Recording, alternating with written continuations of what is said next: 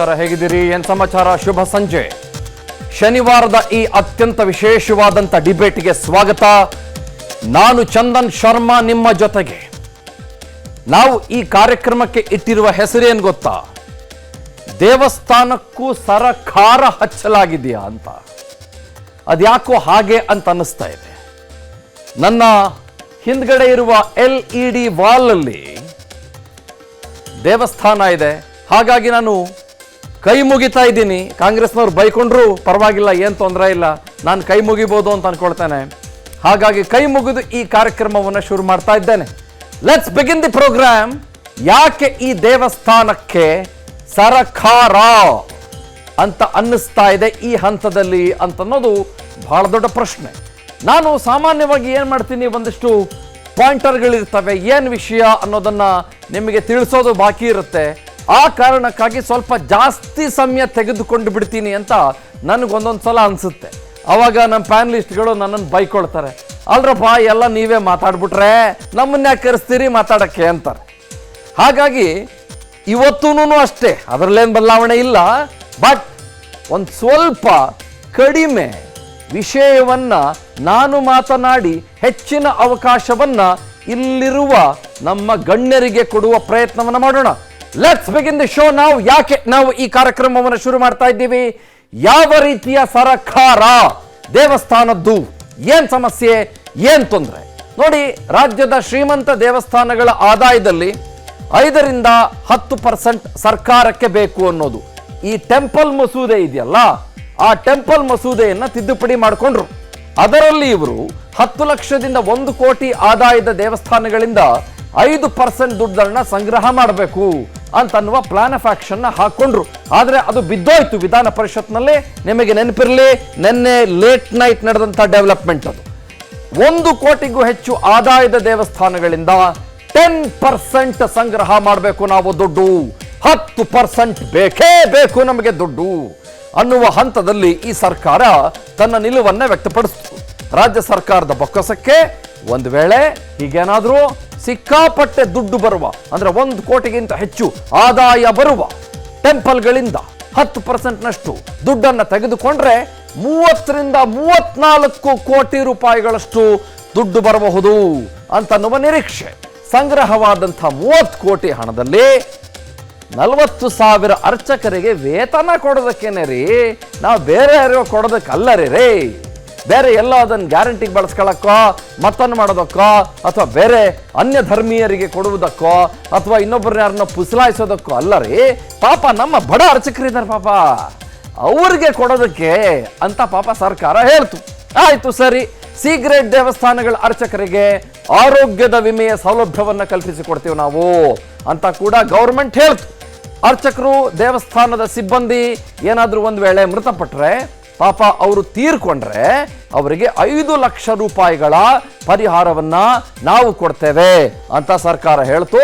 ಅರ್ಚಕರ ಮಕ್ಕಳ ಶಿಕ್ಷಣಕ್ಕೆ 5ರಿಂದ 50,000 ರೂಪಾಯಿನವರೆಗೂ ಕೂಡ ನಾವು ಫಿನಾನ್ಷಿಯಲ್ ಅಸಿಸ್ಟೆನ್ಸ್ ಅಂದ್ರೆ ಆರ್ಥಿಕ ನೆರವನ್ನ ಕೊಡ್ತೀವಿ ಅಂತ ಈ ಸರ್ಕಾರ ಹೇಳ್ತು.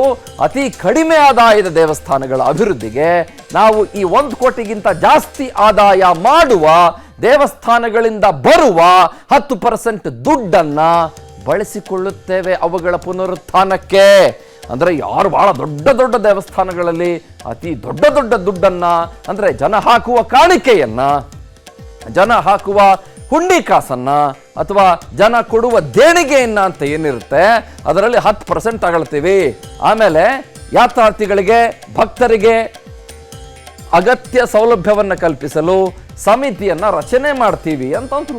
ನಿಮಗೆ ಮೇಲ್ನೋಟಕ್ಕೆ ಅನ್ಸ್ಬೋದು ಬಹಳ ಚೆನ್ನಾಗಿದೆ, ಪಾಪ ಏನಿದೇನು ಈ ಗೌರ್ಮೆಂಟ್ ಮಾಡಿದಕ್ಕೆಲ್ಲ ಆಂಟಿ ಹಿಂದೂ ಸ್ಟ್ಯಾನ್ಸ್ ಅಂತ ಕರಿತೀರಿ ನೀವು, ಇದೇನಿದು ಅಪೀಸ್ಮೆಂಟ್ ಪಾಲಿಟಿಕ್ಸ್ ಅಂತ ಕರಿತೀರಿ ನೀವು, ಏನು ಸರ್ಕಾರ ಎಲ್ಲ ತಪ್ಪು ಮಾಡ್ಕೊಂಡೇ ಬಂದ್ಬಿಡತ್ತಾ? ನಟರಾಜ್ ಗೌಡ್ರು ಬಂದಾಗೆಲ್ಲ ನಾನು ಅವ್ರ ಜೊತೆ ಜಗಳ ಆಡ್ಕೊಂಡೇ ಕೂತ್ಕೋಬೇಕಾ? ಏನ್ರಿ ನೀವು ಹಿಂಗೆ ಮಾಡ್ತಾ ಇದ್ದೀರಿ, ಏನ್ರಿ ನೀವು ಹಿಂಗೆ ಮಾಡ್ತಾ ಇದ್ದೀವಿ, ನೀವು ಆಂಟಿ ಹಿಂದೂ ನಿಲುವನ್ನು ಹೊಂದಿದ್ದೀರಿ ಅಂತ ನಾನು ಅವರು 24 ಗಂಟೆ ಜಗಳ ಆಡ್ಕೊಂಡು ಕೂತ್ಕೊಳ್ಳೋದೇನಾ? ಇಲ್ಲ, ಅಬ್ಸಲ್ಯೂಟ್ಲಿ ನಾಟ್. ಆದರೆ ಅಲ್ಲಿ BJP ಮತ್ತು JDS ವಿರೋಧವನ್ನು ವ್ಯಕ್ತಪಡಿಸ್ತು. ಅಲ್ಲಪ್ಪ, 10% ನಿಧಿ ದೇವಸ್ಥಾನದ ಆದಾಯದಲ್ಲಿ ಯಾಕೆ ಸಂಗ್ರಹ ಮಾಡಬೇಕು ನೀವು? ನಿಮ್ಗೆ ಅಷ್ಟಕ್ಕೂ ಉದ್ಧಾರ ಮಾಡಬೇಕು ಬೇರೆ ದೇವಸ್ಥಾನಗಳನ್ನ ಅಂತಿದ್ರೆ ನೀವು 70,000 80,000 1 ಲಕ್ಷ ಕೋಟಿ ಎಲ್ಲ ಸಾಲ ಮಾಡ್ಕೊಂಡಿದ್ದೀರಲ್ಲ, ಒಂದಿಷ್ಟು ದುಡ್ಡು ಅಂತ ತೆಗೆದಿಡಿ ನೀವು ಅದಕ್ಕೆ. ಇದನ್ನ ಬಹಳ ಸ್ಪಷ್ಟವಾಗಿ ಹೇಳಿದ್ದು ಬಿಜೆಪಿ ಮತ್ತು JDS. ಮೊದಲು 5% ಪಡೆಯಲಾಗ್ತಾ ಇತ್ತು, ಈಗ 10%. ಯಾಕೆ? ಈ 5% ಎಲ್ಲ ಆಗಿದ್ದು ಯಡಿಯೂರಪ್ಪನವ್ರ ಕಾಲದಲ್ಲೇನೆ, ಈ 5% ಎಲ್ಲ ಇದ್ದಿದ್ದು ಬಿಜೆಪಿ ಅವರ ಕಾಲದಲ್ಲೇನೆ. ಹಾಗಾಗಿ ಅವ್ರ ಪಾಲು ಕೂಡ ಇದರಲ್ಲಿ ಇದ್ದೇ ಇದೆ. ಬಟ್ ಇಲ್ಲಿ ಪ್ರಾಬ್ಲಮ್ ಏನಾಯ್ತು ಅಂತಂದ್ರೆ 5ರಿಂದ 10%ನಷ್ಟು ಹಣವನ್ನ ಸಂಗ್ರಹಿಸ್ಬಿಟ್ಟು ಯಾರಿಗೆ ಖರ್ಚು ವೆಚ್ಚ ಮಾಡ್ತೀರಿ? ನೀವೇನೋ ಹೇಳ್ತೀರಿ ಸಣ್ಣ ಸಣ್ಣ ದೇವಸ್ಥಾನಗಳು ಕೊಡ್ತೀನಿ ಅಂತ, ಬಟ್ ಸುಳ್ಳು ಹೇಳ್ತೀರಿ. ನಿಮ್ ಗ್ಯಾರಂಟಿಗೆ ದುಡ್ಡಿಲ್ಲ ಹಾಗಂದ್ಬಿಟ್ಟು ನೀವು ಉಂಡಿ ಇಟ್ಬಿಡಿ ವಿಧಾನಸೌಧದ ಮುಂದೆ. ಈಗೆಲ್ಲ JDSನವರು ಬಿಜೆಪಿಯವರು ಸಿಕ್ಕಾಪಟ್ಟೆ ವ್ಯಂಗ್ಯವಾಗಿ ಮಾತಾಡೋದಕ್ಕೆ ಶುರು ಮಾಡಿಕೊಂಡ್ರು. ಸಿ ಗ್ರೇಡ್ ದೇವಸ್ಥಾನಗಳ ಅಭಿವೃದ್ಧಿಗೆ ನಿಮ್ಗೆ ಅಷ್ಟು ಇದ್ರೆ 200 ಕೋಟಿ ದುಡ್ಡು ಕೊಡ್ರಿ. ಊರಲ್ಲಿರೋರಿಗೆಲ್ಲ ದುಡ್ಡು ಕೊಡ್ತೀರಿ, ವಕಫ್ಗೆ 100 ಕೋಟಿ ಕೊಡ್ತೀರಿ, ಇನ್ನೊಂದು ಯಾವುದೋ ಮೆಷಿನರಿಗೆ 250 ಕೋಟಿ ಕೊಡ್ತೀರಿ, ಮತ್ತೊಂದು ಯಾವುದೋ ಬೇರೆ ಅನ್ಯ ಧರ್ಮದ ಮತ್ತೊಂದು ಟ್ರಸ್ಟ್ಗೆ ಅಷ್ಟೊಂದು ಕೋಟಿ ಕೊಡ್ತೀರಿ. ನೀವು ಏನ್ರಿ ನೀವು? ನಿಮಗೆ ನಮ್ಮ ದೇವಸ್ಥಾನಗಳನ್ನು ಅಭಿವೃದ್ಧಿ ಮಾಡೋದಕ್ಕೆ ನಮ್ದೇ ಬೇಕಾ ದುಡ್ಡು? ಇದು JDS ಮತ್ತು ಬಿಜೆಪಿಯವರು ಕೇಳಿದ್ದು. ಗೊತ್ತಾಯ್ತಾ? ನಾನು ಕೇಳ್ತಾ ಇರೋದಲ್ಲ, ಅವ್ರು ಕೇಳಿದ್ದು. ಧಾರ್ಮಿಕ ಪರಿಷತ್ ಮಂಡಳಿ ಅಧ್ಯಕ್ಷರನ್ನ ಸರ್ಕಾರ ನೇಮಿಸಬಾರದು. ಇದೆಲ್ಲ JDS ಮತ್ತು ಬಿಜೆಪಿಯ ವಿರೋಧವಾಯಿತು. ಗ್ಯಾರಂಟಿ ಹಣಗಳಿಗೆ ದೇವಸ್ಥಾನದ ನಿಧಿ ಯಾಕೆ ಬೇಕು ಸ್ವಾಮಿ ಅಂತ ಬಹಳ ದೊಡ್ಡ ಮಟ್ಟದ ಪ್ರಶ್ನೆಯನ್ನ ಬಿಜೆಪಿ ಮತ್ತು JDSನ ನಾಯಕರು ಕೇಳಿದ್ರು. ಮತ್ತು ಅಲ್ಪಸಂಖ್ಯಾತರಿಗೆ ಸರ್ಕಾರ 106 ಕೋಟಿ ದುಡ್ಡು ಇಡ್ತೀರಿ, ಎಷ್ಟೆಷ್ಟೋ ಸಾವಿರ ಕೋಟಿ ದುಡ್ಡು ಇಡ್ತೀರಿ, ಅದು ಮಾಡಕ್ಕೆ ಇದು ಮಾಡಕ್ಕೆ ಅಂತ ಇಡ್ತೀರಿ. ನೀವು ನಮ್ಮ ದೇವಸ್ಥಾನ ಅಂತ ಬಂದಿದ ತಕ್ಷಣ ABC ಅಂತ ಮಾಡ್ಕೊಂಬಿಟ್ಟು ಯಾವುದೋ ಒಂದು ದೇವಸ್ಥಾನದಲ್ಲಿ ಒಂದು ಸ್ವಲ್ಪ ದುಡ್ಡು ಬರ್ತಾ ಇದೆ, ಅದು ಜನ ಕೊಟ್ಟಂಥ ದುಡ್ಡು, ಅದನ್ನು ನೀವು ತಗೊಂಡೋಗ್ಬಿಟ್ಟು ಇನ್ನಲ್ಗೂ ಹಾಕ್ತೀರಿ.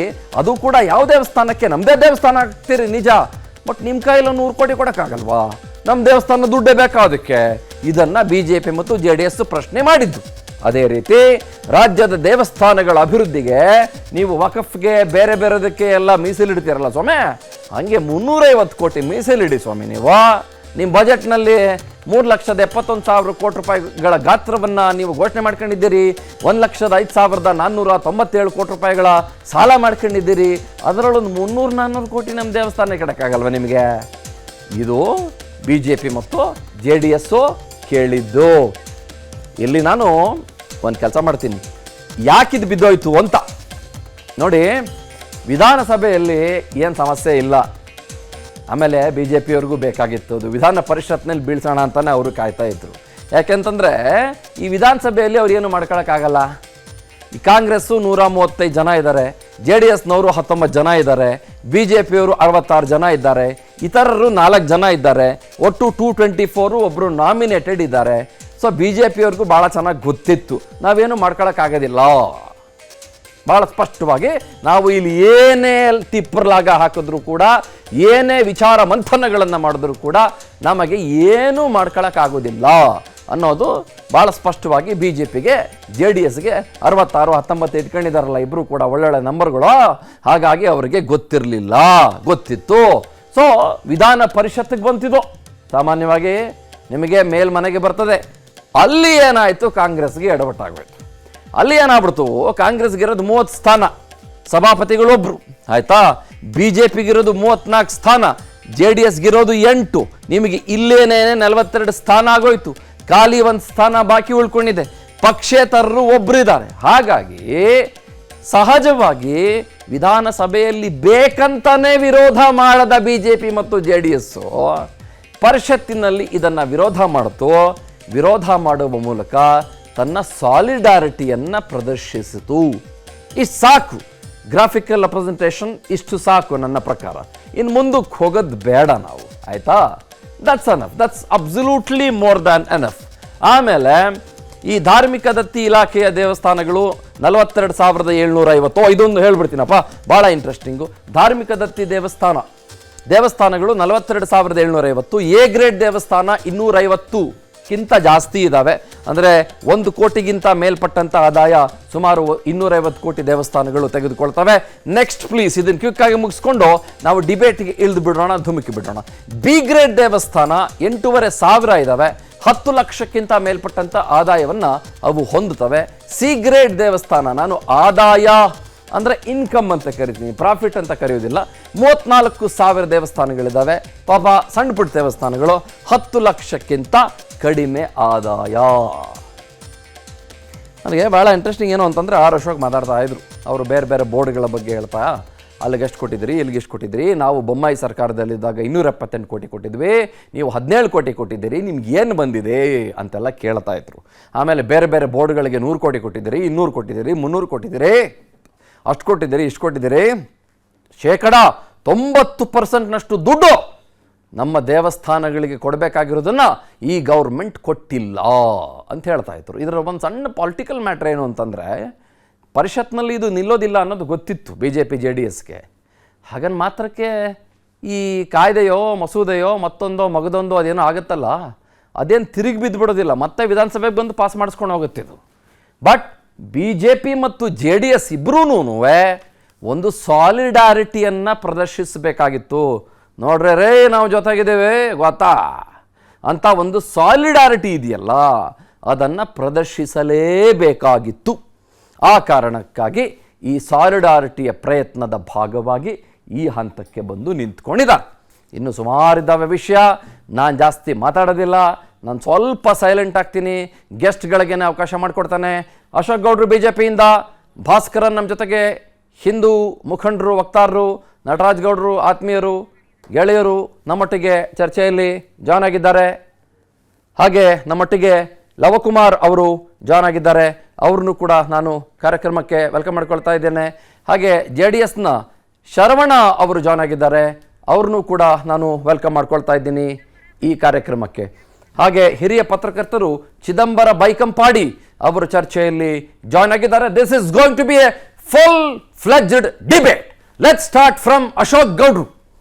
ಗೌಡ್ರೆ ನೋಡಿ, ಈ ಧಾರ್ಮಿಕ ದತ್ತಿ ವಿಚಾರವಾಗಿ ಇಂದಿನ ಕಾಲದ್ದು ಅಂದರೆ ಕಾಂಗ್ರೆಸ್ಸು ಮತ್ತು ಅದಕ್ಕಿಂತ ಹಿಂದೆ ನೋಡಬೇಕು ಅಂತಂದರೆ ಬ್ರಿಟಿಷರ ಕಾಲದಲ್ಲಿ ಈ ತಮಿಳುನಾಡಿನ ವ್ಯವಸ್ಥೆಯಲ್ಲಿ ಪೆರಿಯರವರು ಈ ಧಾರ್ಮಿಕ ವಿಚಾರಗಳಿಗೋಸ್ಕರವಾಗಿ ಏನೇನೋ ಒಂದು ರೀತಿಯಲ್ಲಿ ಅವರ ಅಸಂಪ್ಷನ್ಸ್ನಲ್ಲಿ ಹೋರಾಟ ಮಾಡಿ ಆವಾಗಲೇ ಎಂಡೋರ್ಮೆಂಟ್ ಅಂತ ಬೋರ್ಡ್ ಅಂತ ಮಾಡ್ತಾರೆ. ಸ್ವಾತಂತ್ರ್ಯ ಬಂದ ಮೇಲೆ ಇಂಡಿಯನ್ ಪಾರ್ಲಿಮೆಂಟಲ್ಲೂ ಸಹ ಎಂಡೋರ್ಮೆಂಟ್ ಬೋರ್ಡ್ ಮಾಡಬೇಕು ಅಂತ ಹೇಳಿ ಸ್ಟೇಟ್ಸ್ಗೆ ಒಂದು ಕಳಿಸ್ತಾರೆ. ಕರ್ನಾಟಕದಲ್ಲೂ ಆದ್ಯಂತ ಸೇರಿ 8 ರಿಂದ 9 ರಾಜ್ಯಗಳಲ್ಲಿ ಎಂಡೋರ್ಮೆಂಟ್ ಬೋರ್ಡ್ನ ಮಾಡ್ತಾರೆ, ಬೇರೆ ರಾಜ್ಯಗಳಲ್ಲಿ ಇಲ್ಲ. ದೇವಸ್ಥಾನಗಳನ್ನು ಅವ್ರ ಅಧೀನದಲ್ಲಿ ಇಟ್ಕೊಂಡು ತದನಂತರದಲ್ಲಿ ಮುಸಲ್ಮಾನರಿಗೆ ಮತ್ತು ಕ್ರಿಶ್ಚಿಯನ್ರ ಏನು ಇನ್ಸ್ಟಿಟ್ಯೂಷನ್ಸ್ ಇವೆ ಅಥವಾ ಏನು ಚರ್ಚು ಮತ್ತು ಅವರ ವಕಫ್ ಪ್ರಾಪರ್ಟೀಸು ಮದ್ರಸಸ್ ಇವೆ ಅದನ್ನು ಕಂಪ್ಲೀಟ್ ಕಂಟ್ರೋಲ್ನ ಅವ್ರಿಗೆ ಬಿಟ್ಬಿಡ್ತಾರೆ. ಹಿಂದೂಗಳದ್ದು ಮಾತ್ರ ಇಟ್ಕೊಳ್ತಾರೆ. ನೋಡಿ, ಇಲ್ಲಿ ಅನೇಕ ವಿಚಾರಗಳು, ಇದರಲ್ಲಿ ಈ ದೇವಸ್ಥಾನದ ವಿಚಾರಗಳಲ್ಲಿ ಅನೇಕ ಆಸ್ತಿಗಳನ್ನು ದೇವಸ್ಥಾನದ್ದು ಕಳ್ಕೊಂಡ್ಬಿಟ್ಟಿದ್ದೀವಿ. ಅಂದರೆ ಕರ್ನಾಟಕದಲ್ಲಿ ಹೇಳಬೇಕು ಅಂತಂದರೆ ಒಂದು ರೆಕಾರ್ಡ್ ಪ್ರಕಾರ 1.5 ಲಕ್ಷ ಎಕರೆಗಳು ಕರ್ನಾಟಕದಲ್ಲಿ ಬೇರೆಯವರು ಒತ್ತುವರಿಯಾಗಿದೆ ಅನ್ನತಕ್ಕಂತಹದ್ದು ಆನ್ ರೆಕಾರ್ಡ್ ಇರ್ತಕ್ಕಂಥ. ಅದೇ ರೀತಿಯೇ ನೀವು ಮದ್ರಾಸಾಗಳು ವಕಫ್ ಪ್ರಾಪರ್ಟಿನ ದುರುಪಯೋಗ ಪಡಿಸ್ಕೊಂಡಿರೋದು ಯಾರು ಮುಸಲ್ಮಾನರೇ ದುರುಪಯೋಗ ಪಡಿಸ್ಕೊಂಡಿರೋದು. ಇಲ್ಲಿ ದೇವಸ್ಥಾನ ಪ್ರಾಪರ್ಟಿಗಳಲ್ಲಿ ಬೇರೆ ಎಲ್ಲರೂ ತಿಂದಿದ್ದಾರೆ, ದೇವಸ್ಥಾನದವ್ರು ತಿಂದಿದ್ದಾರೆ ಅಂತಲ್ಲ, ಎಲ್ಲರೂ ತಿಂದಿದ್ದಾರೆ ಅಂದರೆ ಅದರಲ್ಲಿ ಬೇರೆ ಎಲ್ಲ ಸೇರಿಸ್ಕೊಂಡು ಹೇಳ್ತಾ ಇದ್ದೀನಿ. ಅದೇ ಮದ್ರಾಸಾಗಳು ಮತ್ತು ವಕಫ್ ಪ್ರಾಪರ್ಟಿಗಳಲ್ಲಿ ಅದೇ ಕಮ್ಯುನಿಟಿಯವರು 27,000 ಎಕರೆ ತಿನ್ಬಿಟ್ಟಿದ್ದಾರೆ. ಅದಕ್ಕೆ ಒಂದು ಟೇಬಲ್ಲು ಆಗಿತ್ತು, ಅದಕ್ಕೊಂದು ಕಮಿಟಿ ಆಯಿತು, ಅದೆಲ್ಲ ಒಂದು ಹಗರಣಗಳೆಲ್ಲ ಆಗೋಗಿದೆ. ಈಗ ಅತ್ಯಂತ ಪ್ರಮುಖವಾಗಿ ಈ ಬಿಲ್ ಬಗ್ಗೆನೇ ಮಾತಾಡಬೇಕು ಅಂತಂದರೆ, ರೀಸೆಂಟಾಗಿ 32 ಕೋಟಿನ ನೀವು ಮದ್ರಸಾಗಳ ಕಾಂಪೌಂಡಿಂಗ್ ಕೊಡ್ತೀರಾ, ಮದ್ರಸಾ ವಕಫ್ ಬೋರ್ಡ್ನ ಕಾಂಪೌಂಡಿಂಗ್ ಕೊಡ್ತೀರಾ ರೀಸೆಂಟಾಗಿ, ಯಾವಾಗ ಲಾಸ್ಟ್ ವೀಕು. ಆದರೆ ಇವಾಗ ದೇವಸ್ಥಾನಗಳಿಂದ ದುಡ್ಡು ಕಿತ್ಕೊಂಡು ನಾವು ಬೇರೆದಕ್ಕೆ ಉಪಯೋಗಿಸ್ಕೊಂತೀನಿ ಅಂತಿದ್ದೀರಾ. ದೇವಸ್ಥಾನಕ್ಕೆ ಉಪಯೋಗಿಸ್ಕೊಳ್ತೀವಿ ಅಂತ ಹೇಳೋದಲ್ಲ. ಅಲ್ಲ, ಅದು ಆಕ್ಚುಲಿ ಕ್ಲಾರಿಟಿಯಿಂದ ಹೇಳಿರಲಿಲ್ಲ. ಒಂದು ಎರಡನೇ ವಿಚಾರ, ಆಯ್ತಪ್ಪ ನೀವು ಅದನ್ನು ಏನಕ್ಕೆ ಬೇಕು, ನೀವು ಅವ್ರಿಗೆ 6,000 ರೂಪಾಯಿ ಸಂಬಳ ಕೊಡಕ್ಕಿದೆ, ಯಾರಿಗೆ ಮುಲ್ಲಾಗಳಿಗೆ ಮೂಲಿಗಳಿಗೆ ಕೊಡಿ. ನಮ್ಮ ಅರ್ಚಕರಿಗೂ ಸಹ ನೀವು ಸಂಬಳನ ಯಾಕೆ ಜಾಸ್ತಿ ಮಾಡಿ ಕೊಡಕ್ಕಾಗಲ್ಲ. ಒಂದು. ಎರಡನೇದು, ನನ್ನ ಒಂದು ಕ್ಷೇತ್ರ ಆನೇಕಲ್ಲಲ್ಲೂ ಸಹ 5,000 ಮುಸಲ್ಮಾನರಿಲ್ಲ. ಒಂದೇ ಊರಿದ್ದಿದ್ದು, ನಾವೆಲ್ಲ ಚಿಕ್ಕ ಊರಲ್ಲಿದ್ದಾಗ ಒಂದೇ ಊರು, ಮುಸಲ್ಮಾನರು ಊರಿದ್ದು ಒಂದೇ. 5 ಎಕರೆ ಎಂಟ್ರೆನ್ಸ್ ಆಫ್ ಆನೇಕಲ್ಲಲ್ಲಿ 5 ಎಕರೆ ತತ್ಸುಮಾರು ವೆರಿ ಕ್ಲೋಸ್ ಟು 5 ಎಕರ್ಸ್ ಕೊಟ್ಬಿಟ್ಟು ಅದಕ್ಕೆ ಕಾಂಪೌಂಡಿಂಗು ಇವರೇ ಹಾಕ್ಕೊಡ್ತಾವ್ರೆ. 5,000 ಮುಸಲ್ಮಾನರಿಗೆ 5 ಎಕರೆ ಬೇಕಾ ಆನೇಕಲ್ ಎಂಟ್ರೆನ್ಸಲ್ಲಿ? ಅಂದರೆ ನೀವು ಮನಸ್ಥಿತಿ ಯಾವುದು, ಕಾಂಗ್ರೆಸ್ನ ಮನಸ್ಥಿತಿ ಅಂದರೆ ಒಂದು ಮೆಜಾರಿಟಿ ಕಮ್ಯುನಿಟಿನ ನೀವು ಹೊಡಿತಾ ಜಾತಿ ಲೆಕ್ಕದಲ್ಲಿ ಇನ್ನೊಂದು ಕಮ್ಯುನಿಟಿನ ಅಪೀಸ್ ಮಾಡಿಕೊಂಡು ನೀವು ಎಷ್ಟು ದಿವಸ ಅಂತ ರಾಜಕಾರಣ ಮಾಡ್ಕೊಂಬರ್ತೀರಾ? 75 ವರ್ಷ ಆಗೋಯ್ತು. 75 ವರ್ಷದಲ್ಲಿ ನೀವು ಮಾಡಿರ್ತಕ್ಕಂತಹ ನೀಚ ಕೃತ್ಯಗಳು ನಿಮಗೆ ಗೊತ್ತೋ ಇಲ್ವೋ? ಆಮೇಲೆ ಇದೇ ಸಿದ್ದರಾಮಯ್ಯನವರು 2017ರಲ್ಲಿ 5-6 ಮಠಗಳನ್ನ ಲಿಸ್ಟ್ ಮಾಡಿದ್ರು, ದೇವಸ್ಥಾನಗಳನ್ನ, ಇನ್ಕ್ಲೂಡಿಂಗ್ ನಮ್ಮ ರಾಗಿಗುಡ್ಡ ದೇವಸ್ಥಾನ. ತುಂಬಾ ಅದ್ಭುತವಾದಂಥ ಕಾರ್ಯ ಮಾಡ್ತಿದ್ದಾರೆ. ಅವ್ರು ಮಾಡ್ತಿರ್ತಕ್ಕಂಥ ಕಾರ್ಯ ತುಂಬಾ ಶ್ಲಾಘನೀಯ. ಅದನ್ನೂ ಸಹ ನಾವು ಇದಕ್ಕೆ ತಗೊಳ್ತೀವಿ, ಯಾವುದೋ ಎಂಡೋರ್ಮೆಂಟ್ ಬೋರ್ಡ್ ತಗೊಳ್ತೀವಿ ಅಂತಂದ್ರು. ಪಾಪ ಅವರು ಆ ಸಮಿತಿಯವರು ಹೋರಾಟ ಮಾಡಿ ಆಮೇಲೆ ಈ ಸದ್ಯಕ್ಕಂತೂ ಇಲ್ಲ, ಬಟ್ ಅವರು ಶಾಲೆ ನಡೆಸ್ತಿದ್ದಾರೆ, ಕಡು ಬಡವರಿಗೆ ಊಟ ಕೊಡ್ತಾರೆ, ಅದ್ಭುತವಾದ ಊಟ ಕೊಡ್ತಾರೆ. ಶನಿವಾರದ ಹೊತ್ಲು, ಮಂಗಳವಾರದ ಹೊತ್ಲು. ನೀವು ಏನ್ ಮಾಡ್ಲಿಕ್ಕೆ ಹೊರಟಿದ್ದೀರಾ?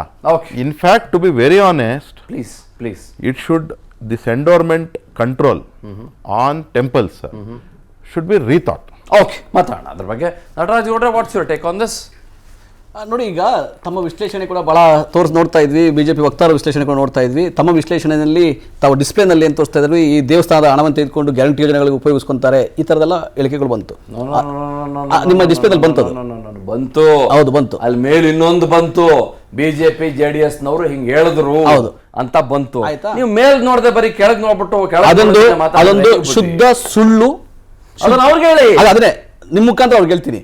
ನನ್ನ ಮುಖ ನೋಡ್ಕೊಂಡು ಹೇಳ್ಬೇಡಿ, ಅವ್ರದೇ ಮುಖ ನೋಡ್ಕೊಂಡು ಅವ್ರಿಗೆ ಹೇಳಿ. ನಿಮ್ಮ ಮುಖಾಂತರ ಅಂದೆ, ಸರಿ ಆಯ್ತು. ನಾನು ಮೀಡಿಯೇಟರ್, ನೀವು ಮಾಡರೇಟರ್, ನೀವು ಆಯ್ತು. ಶುದ್ಧ ಸುಳ್ಳು ಮತ್ತೆ ಅಪಪ್ರಚಾರ.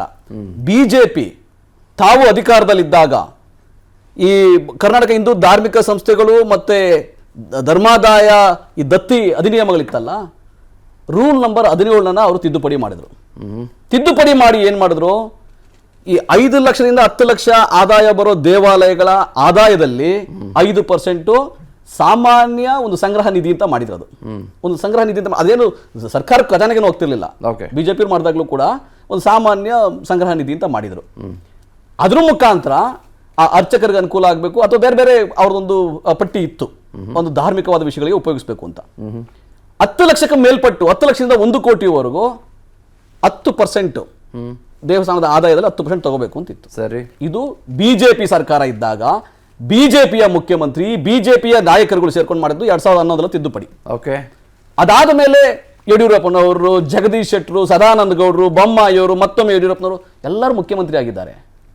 ನಾವೇನು ತಿದ್ದುಪಡಿ ತಂದ್ವಿ, ಇವ್ರು 5 ಲಕ್ಷದ 10 ಲಕ್ಷದವರೆಗೆ 5% ತಗೋಬೇಕಂತಿರಲ್ಲ, ನಾವು ಅದು ತೆಗೆದಾಕಿದ್ವಿ. ಬೇಡ, ಅದು ತಗೋಬಾರ್ದು. ನೀವು ಶ್ರೀಮಂತ ದೇವಸ್ಥಾನಗಳಿಗೆ ಮಾತ್ರ ಕೈ ಹಾಕಿದ್ರಿ. ಅವ್ರು ಕೇಳಿ, ಅವ್ರು ಚಿಕ್ಕ ದೇವಸ್ಥಾನಗಳನ್ನ ಬಿಟ್ರಿ. 10 ಲಕ್ಷದಿಂದ 1 ಕೋಟಿವರೆಗೂ 10%. ಪಾಯಿಂಟ್ಗೆ ಬರ್ತಿದ್ದೀನಿ. ಹೌದು, ನಾವು ಅದಕ್ಕೆ ಮಾಡಿದ್ವಿ. ನೀವು ಶ್ರೀಮಂತ ದೇವಸ್ಥಾನಗಳಿಗೆ ಮಾತ್ರ ಕೈ ಹಾಕಿ, ಬಡ ದೇವಸ್ಥಾನಗಳ ಅರ್ಚಕರಿಗೆ ದುಡ್ಡು ಕೊಡೋಣ, 10 ಲಕ್ಷದಿಂದ ಒಂದು ಬೇರೆ ಬೇರೆ ಹಣ ಎಲ್ಲ ಕೊಡೋಣ, 10 ಲಕ್ಷದಿಂದ ಜೀರ್ಣೋದ್ಧಾರಕ್ಕೆ ಪುನರುತ್ಥಾನಕ್ಕೆ ದುಡ್ಡು ಕೊಡೋಣ ಅಂತ ಪ್ಲಾನ್ ಮಾಡ್ಕೊಂಡ್ರಿ. 10 ಲಕ್ಷದ ಆದಾಯದಲ್ಲಿ ಬರ್ತಾ ದೇವಸ್ಥಾನದಲ್ಲಿ ₹1 ತಗೋಬಾರ್ದು. 10 ಲಕ್ಷದಿಂದ 1 ಕೋಟಿವರೆಗೂ 5%, 1 ಕೋಟಿ ನಂತರ ಮೇಲೆ 10% ತಗೋಬೇಕು. ಅದನ್ನ ಏನು ಉಪಯೋಗ ಬರುತ್ತೆ? ಆ ಸಾಮಾನ್ಯ ನಿಧಿ ಸಂಗ್ರಹ ಮಾಡಿ 34,000 ನೀವೇನು ತೋರಿಸಿದ ದೇವಸ್ಥಾನಗಳಿದಾವಲ್ಲ, ಸಿ ದರ್ಜೆಯ ದೇವಸ್ಥಾನಗಳು, ಆ ದೇವಸ್ಥಾನಗಳ ಅಭಿವೃದ್ಧಿಗೆ, ಆ ದೇವಸ್ಥಾನದಲ್ಲಿ ಕೆಲಸ ಮಾಡೋ ಅರ್ಚಕರಿಗೆ, ಅವರ ಕುಟುಂಬದವರಿಗೆ, ಅರ್ಚಕರಿಗೆ ಏನೋ ಒಂದು ವಿಮೆ ಮಾಡಿಸ್ಬೇಕು, 5 ಲಕ್ಷ ರೂಪಾಯಿ ವಿಮೆ ಮಾಡಿಸ್ಬೇಕು. ಮೃತರಾದ್ರೆ 2 ಲಕ್ಷ ರೂಪಾಯಿ ಅವ್ರ ಕುಟುಂಬದವ್ರಿಗೆ ಹೋಗ್ಬೇಕು. ಅವರ ಮಕ್ಕಳಿಗೆ ವಿದ್ಯಾಭ್ಯಾಸಕ್ಕೆ 5,000 ರೂಪಾಯಿಂದ 50,000 ರೂಪಾಯಿ ಕೊಡಬೇಕು. ಆ ದೇವಸ್ಥಾನಗಳ ಅಭಿವೃದ್ಧಿಗೆ ಮಾಡಿದ್ದು ಐತಿಹಾಸಿಕ ನಿರ್ಣಯ. ಮೂರನೇ ಏನ ಸಿ ದರ್ಜೆಯ ದೇವಸ್ಥಾನಗಳ ಅರ್ಚಕರಿಗಲ್ಲ, ವರದಾನ ಆಗ್ತಾ ಇತ್ತು. ವರದಾನ ಆಗ್ತಾ ಇತ್ತು.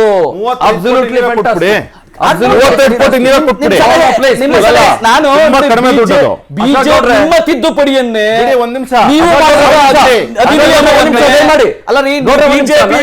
ಅಧಿನಿಯಮವನ್ನೇ ಚಂದ್ರಶರ್ಮ ಅವರೇ, ಬಿಜೆಪಿ ಮಾಡಿರೋ ರೂಲ್ಸ್ ಅನ್ನೇ, ಅವರ ತಿದ್ದುಪಡಿಯನ್ನೇ ನಾವು ಮುಂದುವರಿಸಿದ್ವಿ ಹೊರತು ನಮ್ದು ವಿಶೇಷವಾದಂಥದ್ದು ಏನೂ ಇಲ್ಲ ಇದರೊಳಗೆ.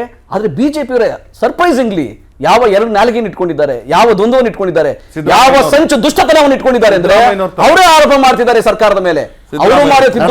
ಒಂದು ನೇರ ಪ್ರಶ್ನೆ ನಿಮಗೆ, ಬಹಳ ಸರಳವಾದಂತ ಪ್ರಶ್ನೆ, ದಯಮಾಡಿ ಯಾರು ಇಂಟರಪ್ಟ್ ಮಾಡಬಾರ್ದು ಅಂತ ನಾನು ರಿಕ್ವೆಸ್ಟ್ ಮಾಡ್ಕೊಳ್ತೀನಿ. ಅದಾದ್ಮೇಲೆ ಎಲ್ರಿಗೂ ನಾನು ಅವಕಾಶ ಮಾಡ್ಕೊಡ್ತೀನಿ, ಯಾಕಂದ್ರೆ ಬಹಳ ಜನ ಗೆಸ್ಟ್ಗಳಿರೋದ್ರಿಂದ ನಾನು ಚೂರು ಕಡಿಮೆ ಮಾತಾಡ್ತೀನಿ. ನಟರಾಜ್ ಗೌಡ್ರೆ, ಈ ಸಲದ 3,71,000 ಕೋಟಿ ರೂಪಾಯಿನ ಬಜೆಟ್ನಲ್ಲಿ ದೇವಸ್ಥಾನಗಳಿಗೆ ನೀವು ಎಷ್ಟು ದುಡ್ಡು ಮೀಸಲಿಟ್ರಿ? ಓಕೆ ನೋಡಿ, ನಂಗೆ ಲಿಸ್ಟ್ ಬೇಕು. ಓಕೆ ಅಲ್ಲ, ನನಗೆ ನಂಬರ್ ಬೇಕು. ನೋಡಿ, ಹನುಮ ಜನ್ಮಸ್ಥಳಕ್ಕೆ 100 ಕೋಟಿ ರೂಪಾಯಿ ಈ ಸರ್ಕಾರದಿಂದ ಅನುದಾನ ಅಂಜನಾದ್ರಿಗೆ 100 ಕೋಟಿ ರೂಪಾಯಿ. 35,000 ದೇವಸ್ಥಾನಗಳಿಗೆ ತಾವು ಎಷ್ಟು ದುಡ್ಡು ಮೀಸಲಿಟ್ರಿ? ಒಂದು ಐತಿಹಾಸಿಕ ದೇವಸ್ಥಾನದ ಹೆಸರು ಹೇಳ್ಬಿಟ್ಟು ಸರಿ 100 ಕೋಟಿ ಮೀಸಲಿಟ್ಟಿವಿ ಅಂತ ಅಂದ್ಬೇಡಿ ನೀವು. ಕೇಳಿ ಅಲ್ಲ, ಹೊಸ 35,000 ಈಗ ದಯಮಾಡಿ 35,000 ದೇವಸ್ಥಾನ ಕಳೆದ ವರ್ಷ ಎಷ್ಟಿತ್ತು? ದಯಮಾಡಿ ಬೊಮ್ಮಾಯಿ ಎದ್ದರ್ದು ಎಷ್ಟಿತ್ತು? ಯಡಿಯೂರಪ್ಪನವರಿದ್ದಾಗ ಎಷ್ಟಿತ್ತು? ಈಗಲೂ ಅಷ್ಟೇ ಮುಂದುವರೆದಿದೆ. ನನ್ನ ಪ್ರಶ್ನೆಗೆ ಉತ್ತರ ಕೊಡಿ ಸ್ವಾಮಿ. 35,000ಕ್ಕೂ ಹೆಚ್ಚು ದೇವಸ್ಥಾನಗಳಿಗೆ 42,000 ದೇವಸ್ಥಾನ ಮುಜರಾಯಿ ಇಲಾಖೆ. ನೋ ನಾನು ಅದರಲ್ಲಿ C grade, A grade, B grade ಎಲ್ಲ ಬಿಟ್ಟು ನಾನು ಬರೀ 35,000 ಮಾತ್ರ ತಗೊಳ್ತೀನಿ ಗೌಡ್ರೆ.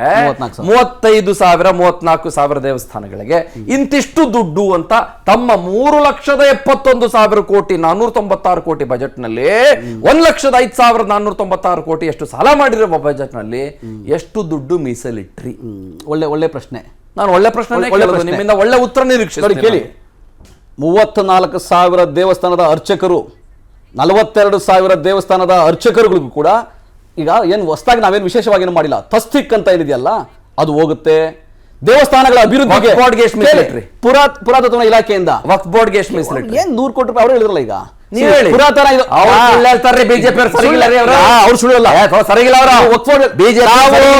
ಬ್ರಾಹ್ಮಣ ಅಭಿವೃದ್ಧಿ ನಿಗಮ, ವಕ್ಫ್ ಬೋರ್ಡ್ ನಿಗಮ ಮೀಸಲಿಡಬಾರದು ಅಂತ ನಾನು ಹೇಳ್ತಾ ಇಲ್ಲ. ಅಭಿವೃದ್ಧಿ ನಿಗಮ, ಇಲ್ಲಿ ಕೇಳಿ, ಎಲ್ಲಾ ನಿಗಮಗಳಿಗೂ ಹಣವನ್ನು ಇಟ್ಟಿದ್ದೇವೆ. ಇಲ್ಲಿ ಕೇಳಿ ಗೌಡ್ರೆ, ಟಿಎಸ್ಪಿ ನಲ್ಲಿ 30,000 ಕೋಟಿ ರೂಪಾಯಿ ಇಟ್ಟಿದ್ದೇವೆ. ಗೌಡ್ರೆ ಕೇಳಿ, ಗೌಡ್ರೆ ನಿಮ್ಮ ಮಾತು ನೀವು ಕೇಳಿದ ಪ್ರಶ್ನೆಗೆ ಪ್ರಶ್ನೆಗೆ ಉಪಪ್ರಶ್ನೆ ನೀವು ಮಾತ್ರ ಉತ್ತರ ಹೇಳ್ಬಾರ. ಈಗ ವಕ್ಫ್ ಬೋರ್ಡ್ಗೆ ದುಡ್ಡು ಇಡಬಾರ್ದು ಅಂತಲ್ಲಪ್ಪ. ನಾವೆಲ್ಲರೂ ಕೂಡ ಬಂಧು ಬಾಂಧವರು ಚೆನ್ನಾಗಿರ್ಬೇಕು, ಖುಷಿಯಾಗಿರ್ಬೇಕು, ಆರಾಮಾಗಿರ್ಬೇಕು, ಸೌಹಾರ್ದಯುತವಾಗಿರ್ಬೇಕು, ಶಾಂತಿಯ ತೋಟವಾಗಿರ್ಬೇಕು ನಮ್ಮ ರಾಜ್ಯ. ಏನ್ ವಕ್ಫ್ ಬೋರ್ಡ್ಗೆ ದುಡ್ಡು ಇಟ್ಟ ಏನ್ ಹೊಟ್ಟೆವ್ರಿನ ನನಗೆ? ಹಾಗಾಗಿ ಎಷ್ಟು ದುಡ್ಡು ಇಟ್ರಿ? ಈಗ ವಕ್ಫ್ ಬೋರ್ಡ್ಗೂ ಹಣ ಇಡ್ತಾರೆ, ಕ್ರಿಶ್ಚಿಯನ್ ಮಿಷನರಿಗೆ ಎಷ್ಟು ದುಡ್ಡು ಇಟ್ರಿ? ಅಲ್ಪಸಂಖ್ಯಾತರಿಗೂ ಹಣ ಇಡ್ತಾರೆ. ಓಕೆ ಆಯ್ತಾ, SCP TSPಗೂ ಹಣ ಇಡ್ತಾರೆ. 34,000 ಬ್ರಾಹ್ಮಣ ಅಭಿವೃದ್ಧಿ ನಿಗಮಕ್ಕೂ ಹಣ ಇಡ್ತಾರೆ, ಲಿಂಗಾಯತ ಅಭಿವೃದ್ಧಿ ನಿಗಮಕ್ಕೂ ಇಟ್ಟವ್ರೆ, ಒಕ್ಕಲಿಗರ ಅಭಿವೃದ್ಧಿ ನಿಗಮಕ್ಕೂ ಇಟ್ಟವ್ರೆ. ಸರ್ಕಾರದಲ್ಲಿ ಎಲ್ಲರಿಗೂ ಈ 34,000 ಇದು ಕುವೆಂಪು ಮಾತಿದೆಯಲ್ಲ, ಸರ್ವರಿಗೂ ಸಮಪಾಲು ಸರ್ವರಿಗೂ ಸಮಬಾಳು ಇದೆಯಲ್ಲ, ಪ್ರಶ್ನೆಗೆ ಉತ್ತರ ಗೊತ್ತಾ? ನಿಮ್ದು ಒಂದು ಪ್ರಶ್ನೆಗೆ 10 ಉಪ ಪ್ರಶ್ನೆಗಳು. ನಮ್ಮನ್ನ ಆನ್ಸರ್ ಮಾಡಕ್ಕೆ ಬಿಡೋದಿಲ್ಲ. ಈಗ 34,000 ದೇವಸ್ಥಾನಗಳಿಗೆ 10% ಬೇರೆ 1 ಕೋಟಿಗಿಂತ ಹೆಚ್ಚು ಜಾಸ್ತಿ ದುಡ್ಡು ಬರುವ ದೇವಸ್ಥಾನಗಳಿಂದ ದುಡ್ಡನ್ನ ಸಂಗ್ರಹ ಮಾಡಿ ಕೊಡ್ತೀನಿ ಅಂತ ಹೇಳ್ತೀರಿ. ಅದು ಬಿಟ್ಟಾಕ್ಬಿಡಿ. ಈ 34,000 ದೇವಸ್ಥಾನಕ್ಕೆ ನೀವು ದುಡ್ಡು ಮೀಸಲಿಡಬೇಕು ಅಂತಂದ್ರೆ ತಸ್ತಿಕ್ಗೆ, ಮತ್ತೊಂದಕ್ಕೆ, ಮಗ್ದೊಂದಕ್ಕೆ ಈ ಸಿ ಗ್ರೇಡ್ ದೇವಸ್ಥಾನ, ರಿಚ್ ದೇವಸ್ಥಾನಗಳೇ ನಿಮಗೆ ಬೇಕಾಗಿತ್ತಾ? ಯಾಕೆ ನೀವು 3,71,000 ಕೋಟಿ ಬಜೆಟ್ ಮಾಡಿದವರು ನಿಮ್ಗೆ 100 ಕೋಟಿ 200 ಕೋಟಿ ನಮ್ಮ ದೇವಸ್ಥಾನಗಳ ಜೀರ್ಣೋದ್ಧಾರಕ್ಕೆ ನಿಮ್ಗೆ ಏನಾದ್ರು ಕಡಿಮೆ ಬಿದ್ದಿತ್ತ ದುಡ್ಡು? Very super question. ನಾನು ಯಾವಾಗಲೂ 34,000 ದೇವಸ್ಥಾನಗಳ ಸಿ ದರ್ಜೆ ದೇವಸ್ಥಾನಗಳ ಅಭಿವೃದ್ಧಿ ಆಗ್ಬೇಕಾದಲ್ವಾ? 34,000 ದೇವಸ್ಥಾನಗಳ ಅರ್ಚಕರ ಜೀವನ ಗುಣಮಟ್ಟ ಚೆನ್ನಾಗಿ ಆಗ್ಬೇಕಾದ್ವಾ? ಅವರ ಮಕ್ಕಳಿಗೆ ಶಿಕ್ಷಣಕ್ಕೆ ಅನುಕೂಲ ಮಾಡ್ಕೊಡ್ಬೇಕಾದ್ವಾ? 34,000 ಅದನ್ನ ಕಿತ್ಕೊಂಡೇ ವಸತಿ ಕೊಡ್ಬೇಕಾದ್ವಾ? ಕಿತ್ಕೊಂಡೇ 5 ಲಕ್ಷ ರೂಪಾಯಿ ವಿಮೆ ಕೊಡ್ಬೇಕಾದ್ವಾ? ದುಡ್ಡು ಕೊಡ್ಬೇಕಾದ್ವಾ? ಕಿತ್ಕೊಂಡೇ ಯಾಕ್ರಿ? ಯಾರು ಕಿತ್ಕೊಂಡೇ ಯಾಕ್ರಿ? ಎಲ್ಲರಿಗೂ ಅನುಕೂಲ ಆಗ್ಬೇಕು. ಬಿಜೆಪಿ ಅನುಕ್ಷಣದ ಸುದ್ದಿಗಳಿಗಾಗಿ ವಿಸ್ತಾರ ನ್ಯೂಸ್ ಯೂಟ್ಯೂಬ್ ಚಾನೆಲ್ ಸಬ್ಸ್ಕ್ರೈಬ್ ಮಾಡಿ. ಹೊಸ ಸುದ್ದಿಗಳ ನೋಟಿಫಿಕೇಶನ್ಗಾಗಿ ಬೆಲ್ ಐಕಾನ್ ಕ್ಲಿಕ್ ಮಾಡಿ. ಲೇಟೆಸ್ಟ್ ಅಪ್ಡೇಟ್ಸ್ಗಾಗಿ www.vistaranews.com ವೆಬ್ಸೈಟ್ಗೆ ವಿಸಿಟ್ ಮಾಡಿ.